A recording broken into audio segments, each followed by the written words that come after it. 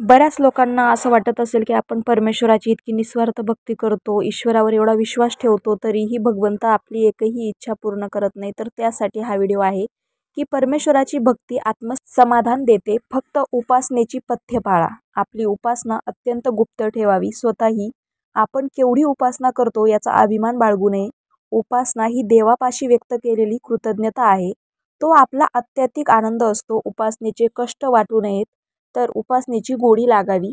ती अर्थाकडे लक्ष ठेवून केली तर अधिक गोड वाटू लागते. उपासनेचे फळ मिळेल, ऐहिक भरभराट होईल, दुःख नाहीसे होतील अशा व्यावहारिक अपेक्षा ठेवू नयेत. कारण बरीचशी उपासना पूर्वकर्माचे दोष नाहीसे करण्यासाठी खर्च होत असते. कर्ज फिटल्याशिवाय शिल्लक कशी पडेल, त्याचा हिशोब तो नक्कीच ठेवेल.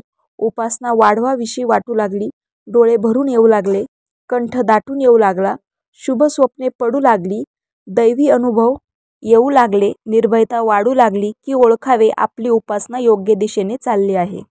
पुढे पुढे संसार सुखाच्या अपेक्षा नाहीशा होऊ लागतात. व्याकुळ होऊन उपासक सात्विक रागाने देवाला विचारतो, मुक्ता मुक्तेश्वर बोलविला, पांगुळा कुर्मदास चालविला, आंधळा सुरदास डोळस केला, मज विषयी तुझला काय झाले, येथोनी आता कृपा करा, आपली माया आपण आवरा, ते ऐश्वर्य न रुचे आम्हा पामरा, चरणी थारा देईजे.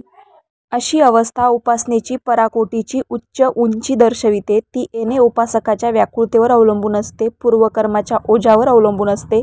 निरपेक्ष प्रेमाने प्रखर उपासना करीत राहणे हेच उत्तम. उपासना कोणत्या देवाची करावी हा प्रश्नच पडू नये.